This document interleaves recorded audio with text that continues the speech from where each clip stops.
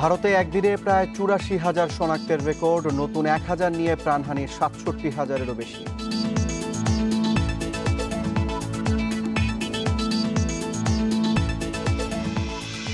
শিগগিরই টিকা পাওয়ার আশাবাদ মার্কিন রোগ তত্ত্ববিদ ফাউচির, সমবন্টনের উদ্যোগে নেই যুক্তরাষ্ট্র।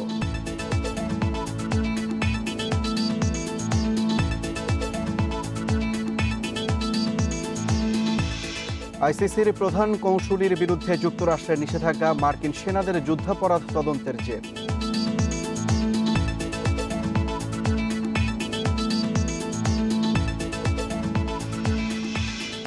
স্বাগত আন্তর্জাতিক খবরাখবর নিয়ে আমাদের প্রতিদিনের আয়োজন পূর্ব পশ্চিমে। শিরোনাম শুনছিলেন, চলে যাও পুরো খবর। আবারও বিশ্বে একদিনে করোনা সংক্রমণের রেকর্ড হয়েছে ভারতে।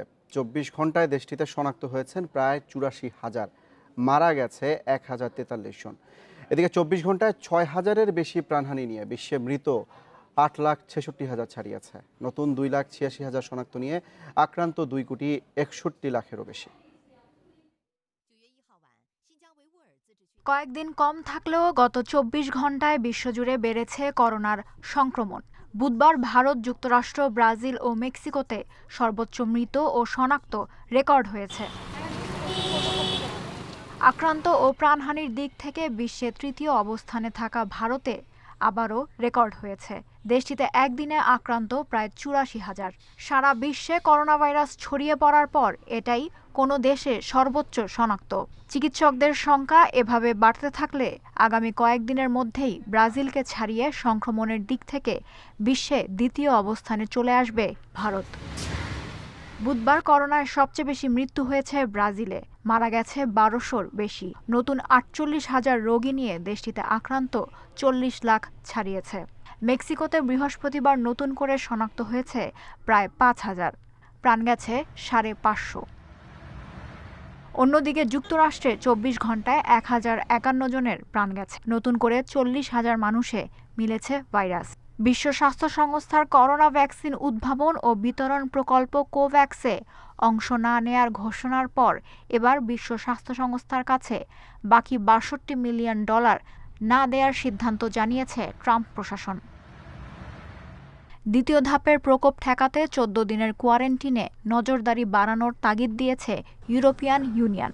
করোনায় আক্রান্ত হয়েছেন ইতালির সাবেক প্রধানমন্ত্রী বার্লুসকোনি। সংক্রমণ ঠেকাতে আন্তর্জাতিক ফ্লাইট কমিয়ে আনছে চীন। দক্ষিণ কোরিয়ায় টানা ২ সপ্তাহ পর কিছুটা কমেছে সংক্রমণ। কয়েকদিন ১০০-র নিচে থাকলেও বুধবার আবারও শতাধিক করোনা রোগী মিলেছে অস্ট্রেলিয়ার ভিক্টোরিয়ায়। সতর্কতার জন্য রাজ্যটিতে জরুরি অবস্থার মেয়াদ বাড়িয়েছে অস্ট্রেলীয় সরকার। কয়েক মাস বন্ধ রাখার পর ১ অক্টোবর সীমান্ত ও আন্তর্জাতিক ফ্লাইট চালু করছে পেরু। কলম্বিয়ায় একদিনে ৯,০০০ নতুন রোগী শনাক্ত হয়েছে। সংক্রমণের দ্বিতীয় ধাপের আশঙ্কায় তুরস্ক। স্বাস্থ্যবিধির তোয়াক্কা না করে সামাজিক অনুষ্ঠানের কারণে করোনা ছড়াচ্ছে বলে মনে করছে দেশটির স্বাস্থ্য মন্ত্রণালয়। এদিকে করোনা আক্রান্ত হয়েছেন হলিউড তারকা ডুয়েন জনসন রক ও তার পরিবার। Lutfa Fouzia, independent news. প্রত্যাশিত সময়ের আগেই যুক্তরাষ্ট্রের হাতে করোনা ভ্যাকসিন থাকবে বলে আশাবাদী মার্কিন রোগ তত্ত্ববিদ অ্যান্টনি ফাউসি।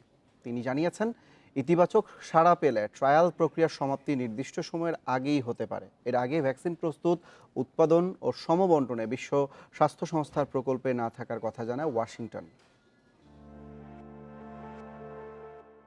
বিশ্বের প্রায় সব দেশ অঞ্চলেই ছড়িয়েছে করোনা।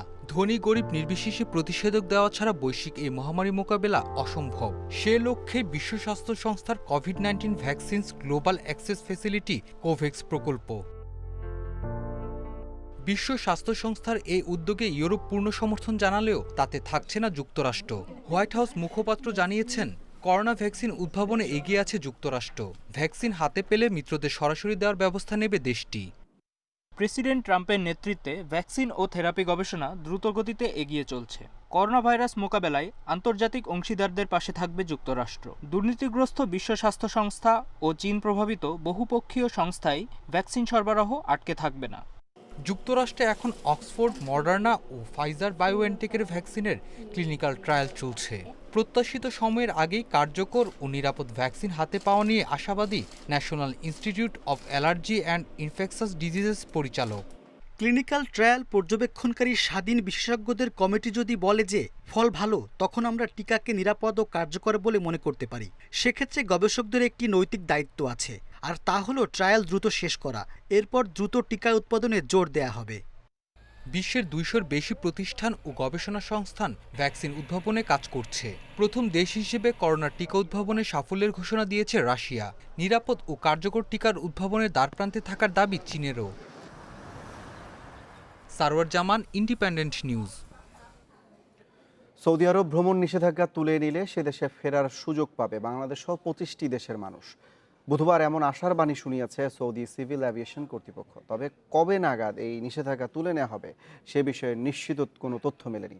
ধারণা করা হচ্ছে শিগগিরই আসতে পারে এই ঘোষণা। তবে নিষেধাজ্ঞা তুলে নেওয়ার পর সৌদি আরবে প্রবেশ করতে হলে মানতে হবে 7টি শর্ত। প্রথম শর্ত, ভ্রমণের আগে সৌদি স্বাস্থ্য মন্ত্রণালয়ের ওয়েবসাইট থেকে ফর্ম সংগ্রহ করে তা বিমানবন্দরে জমা দিতে হবে।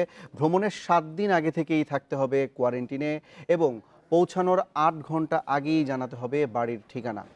করোনা ঝুঁকি কমাতে সৌদি স্বাস্থ্য মন্ত্রণালয়কে দিতে হবে স্বাস্থ্য সম্পর্কিত তথ্য। তবে এই 25 দেশের মধ্যে নাম নেই ভারত, পাকিস্তান, নেপাল ও শ্রীলঙ্কার।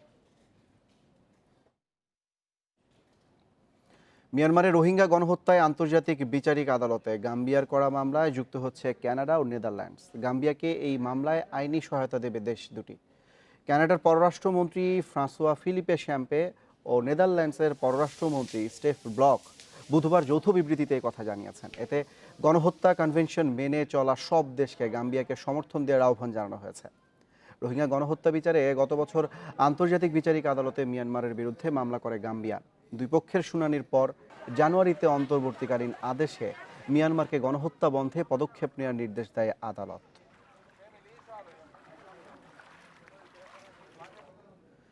আন্তর্জাতিক অপরাধ আদালত আইসিসির প্রধান কৌঁসুলি ফাতাউ বেনসুদা সহ কয়েকজন ঊর্ধ্বতন কর্মকর্তার উপর নিষেধাজ্ঞা আরোপ করেছে যুক্তরাষ্ট্র। বুধবার মার্কিন পররাষ্ট্রমন্ত্রী মাইক পম্পেও জানান, মার্কিন কর্মকাণ্ডে অবৈধ হস্তক্ষেপ করছে আইসিসি। নেদারল্যান্ডসে অবস্থিত আইসিসি বর্তমানে আফগানিস্তানে মার্কিন সেনাদের যুদ্ধাপরাধের বিষয়ে তদন্ত করছে। নিষেধাজ্ঞার কারণে আইসিসির এই কর্মকর্তারা যুক্তরাষ্ট্রে ভ্রমণ করতে পারবেন না। এছাড়া যুক্তরাষ্ট্রে তাদের সব সম্পত্তি বাজেয়াপ্ত করা হবে। মার্কিন পররাষ্ট্রমন্ত্রী বলেন, যেসব ব্যক্তি ও প্রতিষ্ঠান বেনসুদা ও পাকিসৌকে সহায়তা করবে তাদেরকেও নিষেধাজ্ঞার আওতায় পড়ার ঝুঁকি রয়েছে। জুন মাসে মার্কিন প্রেসিডেন্ট ডোনাল্ড ট্রাম্প আইসিসির প্রধান এবং তালিকাভুক্ত কয়েকজন ঊর্ধ্বতন কর্মকর্তার বিরুদ্ধে এই নিষেধাজ্ঞা অনুমোদন করেন। এদিকে মার্কিন প্রশাসনের এই সিদ্ধান্তের নিন্দা জানিয়েছেন মানবাধিকার কর্মীরা।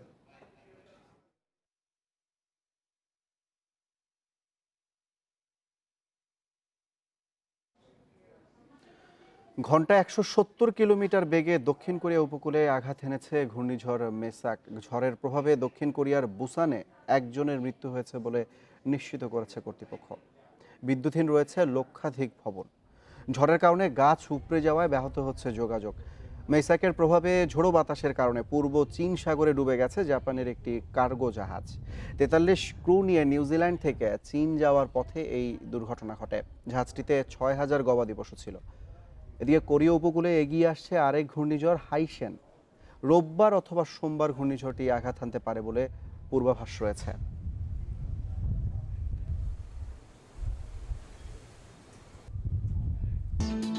দিল্লি বৈঠকে সীমান্তে প্রাণঘাতী অস্ত্র ব্যবহার বন্ধের সিদ্ধান্তের 9 বছর পরও পরিস্থিতি রয়ে গেছে অভিন্ন। গত 6 মাসে বিএসএফের গুলিতে প্রাণ গেছে 24 বাংলাদেশের। ঢাকায় 13 থেকে 18 সেপ্টেম্বরের বিজেপি বিএসএফের বৈঠক প্রসঙ্গ টেনে স্বরাষ্ট্রমন্ত্রী জানিয়েছেন, এবারও সীমান্ত হত্যা বন্ধের উপরই জোর দেবে বাংলাদেশ। তবে মানবাধিকার কর্মীদের দাবি, এসব হত্যাকাণ্ডে দ্বিপাক্ষিক তদন্ত করতে হবে। সীমান্ত হত্যা শূন্যে নামিয়ে আনার প্রতিশ্রুতিতে বিজিবি বিএসএফের মহাপরিচালক পর্যায়ের সবশেষ বৈঠকটি হয় নয়াদিল্লিতে গত বছরের 27 ডিসেম্বর। এর এক মাসের মাথায় শুধু জানুয়ারিতেই বিএসএফের গুলিতে মারা যান 12 বাংলাদেশি। করোনার শুরুতে মার্চে সীমান্ত হত্যা শূন্যে থাকলেও এপ্রিলে প্রাণহানি 4 জনের। মানবাধিকার সংগঠন আইন ও সালিশ কেন্দ্রের জরিপ বলছে, গত 6 মাসে বিএসএফের গুলিতে নিহত হয়েছেন 24 বাংলাদেশি। নির্যাতনের শিকার 16 জন। আর 2019 সালের জরিপে মিলেছে 43 প্রাণহানির তথ্য। 2013 সাল থেকে এবছরের জুলাই পর্যন্ত নিহতের সংখ্যা 242। যে সমস্ত মানুষ হত্যাকাণ্ডের শিকার হচ্ছে তারা নিরস্ত্র। আর সর্বশেষ যে বিষয়টি তারা বলার চেষ্টা করছেন যে ভারতের অভ্যন্তরে ঘটনাগুলি ঘটছে, বিষয়টি তেমন না। যদি ভারতের অভ্যন্তরে একজন ইল্লিগালি প্রবেশ করে তাকে তো হত্যা করার দরকার নেই। এই ক্ষেত্রে এই ধরনের হত্যাকাণ্ড চলতে দেওয়া উচিত না ভারতের পক্ষে। আর একটা হচ্ছে এই ধরনের ঘটনা ঘটার সাথে সাথে দ্বিপাক্ষিক তদন্ত হওয়া দরকার। এ অবস্থার মধ্যেই 13 সেপ্টেম্বর 12 সদস্যের প্রতিনিধি দল নিয়ে 6 দিনের ঢাকা সফরে আসছেন বিএসএফ এর নতুন মহাপরিচালক রাকেশ আস্তানা। ঢাকার পিলখানায় মহাপরিচালক পর্যায়ের বৈঠকে অংশ নেওয়ার পাশাপাশি সিলেট সহ কয়েকটি সীমান্ত এলাকাও পরিদর্শন করবেন তারা। এবারের বৈঠকে অরক্ষিত সীমান্তে কাঁটা তার দেয়া সহ অপরাধ দমনের বিষয়টি তুলবে ভারত। আর ঢাকার পক্ষে যথারীতি গুরুত্ব দেওয়া হবে সীমান্ত হত্যা বন্ধে। লেথাল উইপেন্সগুলো যাতে না ইউজ হয়, বিজিবি এবং বিএসএফ এর যে মিটিংটা হবে এই প্রসঙ্গটা নিশ্চয়ই প্রাধান্য পাবে। তারা যেইভাবে কাঁটাতারের বেড়া দিতে চেয়েছিল আমরা সেটা রাজি হতে পারিনি। কূটনৈতিক বিশ্লেষকরা বলছেন, করোনা মহামারীর মধ্যেও দুই প্রতিবেশী সীমান্তে হত্যা বাড়া উদ্বেগের। তাদের মতে এ প্রশ্নে ঢাকা যত সোচ্চার হবে ততই সক্রিয় হবে নয়াদিল্লি। রাজনৈতিক সদিচ্ছাটা যদি থাকে এবং সুনির্দিষ্ট নির্দেশনা যদি মাঠ পর্যায়ে থাকে তাহলে এই ঘটনাগুলো এড়িয়ে যাওয়া সম্ভব। এবং তার যেহেতু অন্যান্য বিকল্পগুলো আছে সেই বিকল্পগুলো আমরা অনুসন্ধান করতে পারি। বাংলাদেশ ভারতের মধ্যে রয়েছে 4096 কিলোমিটারের সীমান্ত। 2011 সালে দিল্লি বৈঠকে যৌথভাবে সিদ্ধান্ত হয় সীমান্তে নিরস্ত্র বেসামরিক নাগরিক হত্যা বন্ধে প্রাণঘাতী নয় এমন অস্ত্র ব্যবহার করা হবে। তবে মাঠ পর্যায়ে এর কোনো বাস্তবায়ন নেই। নাফিজাতুল্লাহ, ইন্ডিপেন্ডেন্ট নিউজ, ঢাকা। ভারতের প্রধানমন্ত্রী নরেন্দ্র মোদীর ব্যক্তিগত টুইটার অ্যাকাউন্ট হ্যাক করা হয়েছে। বৃহস্পতিবার এ তথ্য নিশ্চিত করেছে টুইটার কর্তৃপক্ষ। মোদীর অ্যাকাউন্ট হ্যাক করে হ্যাকাররা ক্রিপ্টোকারেন্সির মাধ্যমে তার ফলোয়ারদের কাছে ত্রাণের জন্য অর্থ সহায়তার আহ্বান জানিয়েছে। টুইটারের পক্ষ থেকে বলা হয়েছে বিষয়টি নিয়ে তারা সতর্ক রয়েছে। এ ব্যাপারে প্রয়োজনীয় পদক্ষেপও নেওয়া হয়েছে। টুইটারের একজন মুখপাত্র জানান, নরেন্দ্র মোদীর অ্যাকাউন্ট হ্যাক হওয়ার বিষয়টি খতিয়ে দেখা হচ্ছে। এর আগে জুলাইয়ে মার্কিন প্রেসিডেন্ট নির্বাচনের প্রার্থী জো বাইডেন এবং টেক বিলিয়নিয়র এলন মাস্ক সহ বিশ্বের প্রভাবশালী কয়েকজনের টুইটার অ্যাকাউন্ট হ্যাকারদের দখলে চলে যায়। লাদাখ সীমান্তে নতুন করে উত্তেজনার মধ্যে চীনের আরও 118টি অ্যাপ নিষিদ্ধ করেছে ভারত। এই তালিকা রয়েছে জনপ্রিয় অনলাইন গেম পাবজি। বুধবার এক বিবৃতিতে নিষিদ্ধ অ্যাপগুলোর তালিকা প্রকাশ করে ভারতের কেন্দ্রীয় তথ্য প্রযুক্তি মন্ত্রণালয়। বিবৃতিতে বলা হয়, দেশের সার্বভৌমত্ব, মর্যাদা, প্রতিরক্ষা এবং সুরক্ষার স্বার্থেই এই পদক্ষেপ নেওয়া হয়েছে। ভারতের নতুন করে নিষিদ্ধের তালিকায় যুক্ত হওয়া গেম পাবজি মোবাইল বিশ্বের শীর্ষ 5টি স্মার্টফোন গেমের একটি। ভারতে গেমটির গ্রাহক প্রায় 5 কোটি। নিষিদ্ধ অ্যাপের মধ্যে রয়েছে Face U, CamCard, Super Clean, WeChat, reading Cyber Hunter অন্যতম। এর আগে গত জুনে নিরাপত্তা নিয়ে উদ্বেগের কথা জানিয়ে টিকটক সহ 59টি চীনা অ্যাপ নিষিদ্ধ করে ভারত। বার্সেলোনা ছাড়ার সিদ্ধান্তে অনড় লিওনেল মেসি। ক্লাব প্রেসিডেন্ট বার্তোমেউয়ের সাফ কথা, রিলিজ ক্লজের অর্থ না পেলে মেসিকে ছাড়বেন না। মেসির বাবার কাছে বার্সার এমন শক্ত অবস্থানে জটিল হয়েছে আর্জেন্টাইন সুপারস্টারের দল বদল প্রক্রিয়া। যদিও ফ্রি ট্রান্সফারের জন্য সমঝোতায় পৌঁছানো সম্ভব হবে কিনা তা নিয়ে শঙ্কা হলো জোরালো। এমন অবস্থায় দেখা দিয়েছে আইনি লড়াইয়ের শঙ্কা। এ ছিল পূর্ব পশ্চিমের আজকের আয়োজন। ইন্ডিপেন্ডেন্ট টেলিভিশনের সব খবর আরও বিস্তারিত জানতে চোখ রাখুন ফেসবুক, ইউটিউব ও টুইটারে। এতক্ষণ সাথে থাকার জন্য ধন্যবাদ সবাই।